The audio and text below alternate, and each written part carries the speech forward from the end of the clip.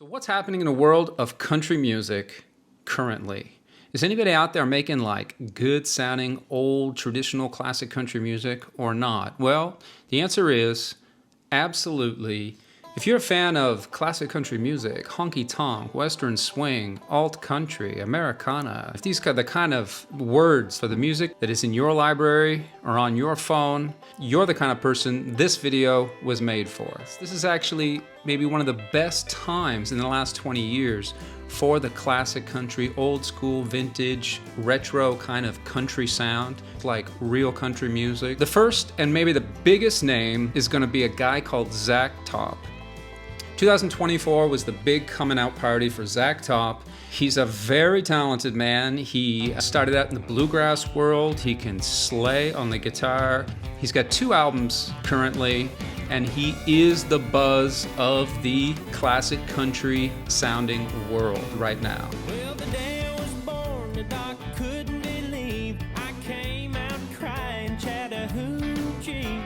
Didn't take too long after that for the hair on my head to grow long in the back. Now all the girls want. The next name is going to be a girl called Sierra Farrell. And Sierra Farrell started out in the kind of independent circuit, playing folk festivals, and she is kind of also taking the alt country world by storm right now. She's very talented. She likes to yodel. She likes Jimmy Rogers, the very old school country music. She made her Grand Ole Opry debut this year, and she busted out a Connie Smith tune and killed it. Highly worth checking out. Sierra Farrell, Connie Smith, Grand Ole Opry. Who are some of the other names that are around right now doing kind of traditional sounding country? We got Charlie Crockett, of course. He's been around for 10 or 12 years. You got Sturgill Simpson. You've got Margot Price, or even YouTube sensation turned country singer Oliver Anthony. And they've all had music coming out in the last year or last 2 years. There's also a couple of artists in this sort of crossover world doing mix of modern pop country with like traditional arrangements and traditional instruments. Someone like Randall King or Lainey Wilson. These are big names in country music right now. And is the music they make like traditional? Is it throwback? You gotta decide for yourself. Some of it is pretty traditional sounding. So all in all, these are some of the names and people who are making the kind of country music you actually do love. They're kind of making that type of music, and they're making it in 2025. You might say to me, look, I don't care about all these people. I'm just gonna go back to listening to my Hank Williams records and my Ray Price records and my Loretta Lynn records. I don't wanna listen to any of the new stuff. I'm not even here to disagree with that sentiment, but people are out there making traditional sounding country music right now. Fans like us of traditional throwback country, we love to complain about how all the new stuff is garbage and it's all pop and it's all watered down. And we've been able to get away with saying that for like the last 15, 20 years. But the thing is, in 2025, it's just not the case. There is a resurgence happening in traditional country music right now. Now, in terms of names that you're already familiar with, the kind of people that have been making traditional country music that are still around. Tracy Lawrence had a new record out in 2024. George Strait had a new record out called Cowboys and Dreamers. Joe Nichols, Jamie Johnson, Dwight Yoakam, they all had new records out in 2024. There were some good moments, and some of those albums, especially the Jamie Johnson one, should satisfy your appetite for classic country music. There's another album that came out in 2024. Do you remember a band, a male-female duo called Thompson Square? Does that name ring a bell? Does that mean anything to you? For the last 20 years, 25 years, Thompson Square is a country male-female duo that's been putting out pretty mainstream sounding, if I might say, country music. Probably not the type of thing that you or I would listen to. Then all of a sudden, 2024, Shauna Thompson, one half of that duo, comes out with this record, Lean on Neon.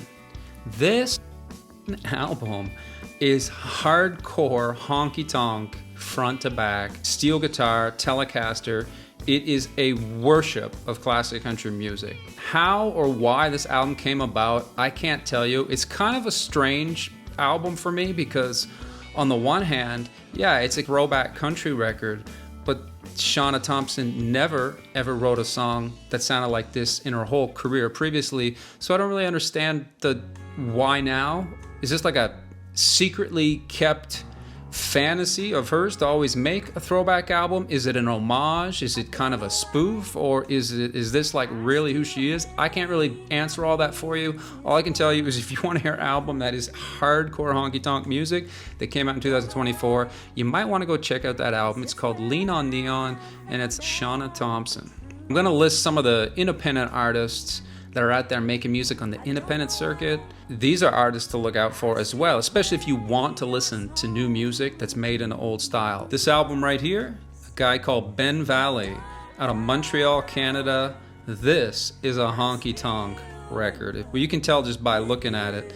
This guy's doing a lot of great things right now, and you might want to check out this record. It's Ben Valley out of Montreal, Quebec, Canada. We also have some artists like Kimmy Bitter, the Sentimental Family Band, maybe one of the best kind of classic country sounding albums that mixes nuances of new stuff that you've never heard before, new melodies, new ideas, very interesting music.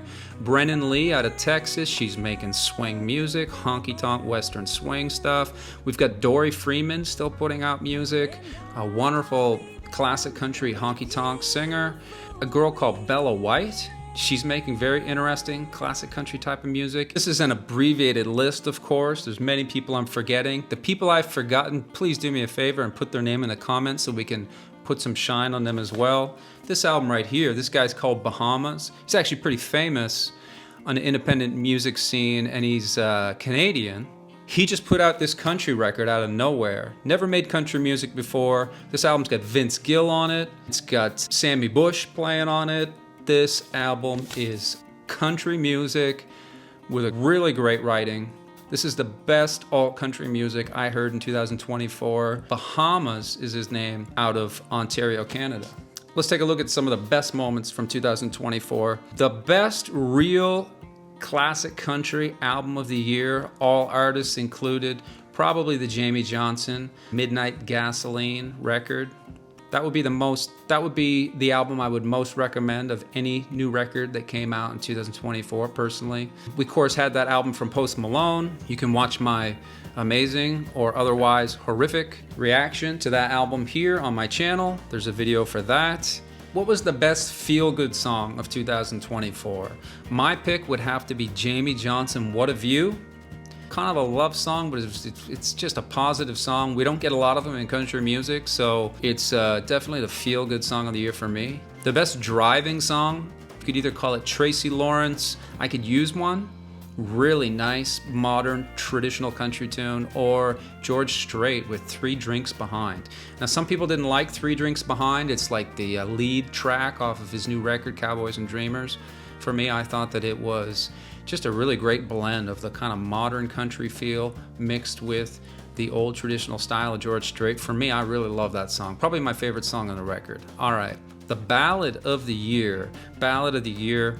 I'd probably go with George Strait with the People Get Hurt Sometimes. Yeah, Jim Lauderdale, one of the co-writers on that, and just a really great, sounds like an old Ray Price tune, just straight out of Ray Price's catalog. Wicked tune. Mainstream classic country artist of the year. Well, it'd have to be Zach Top. It's either Zach Top or it's Sierra Farrell, one of the two. I think one of them was nominated for a Grammy, maybe even. And Charlie Crockett also nominated for a Grammy this year, if you're a fan of Charlie Crockett. Okay, how about the surprise of the year?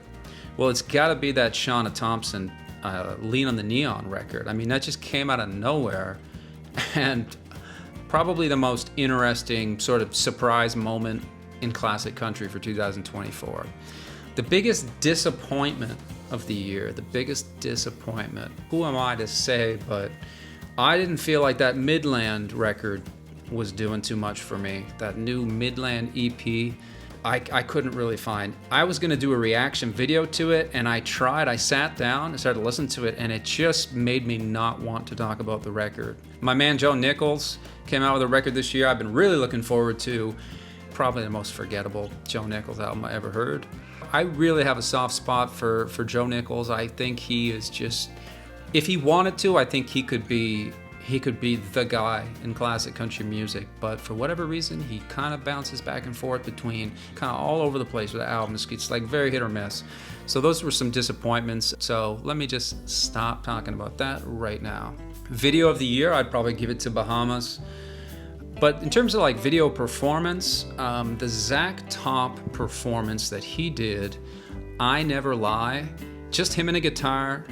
If you want to really kind of get started with Zach Top, you might start with this video right here. It's just him and a guitar playing a great song that's off of his new record, and he's just killing it. You can see the talent is just pouring out of this guy. And for me, that was kind of the year in 2024. It was my first year making videos in this style, just talking about country music. It was a big learning curve for me, figuring out how to relate all of this stuff. And I discovered that from doing the reaction videos, reacting to the new albums that came out, of all the records that I listened to, the George Strait fans were the worst. I mean, I didn't even say anything bad about his record, so I guess George Strait fans, they cannot handle anybody talking about his music unless it is an unadulterated worship of the Lone Star King, George Strait. I did tear up the Post Malone record. Of course, people are gonna lose their mind about that. Everybody else was pretty cool for the most part. I mean, look, I'm listening to a record. If you can't be honest in this crazy world we're living in right now, then what are you gonna be? 2025, looking forward to more, hopefully great sounding country, western music. We'll see you in the new year.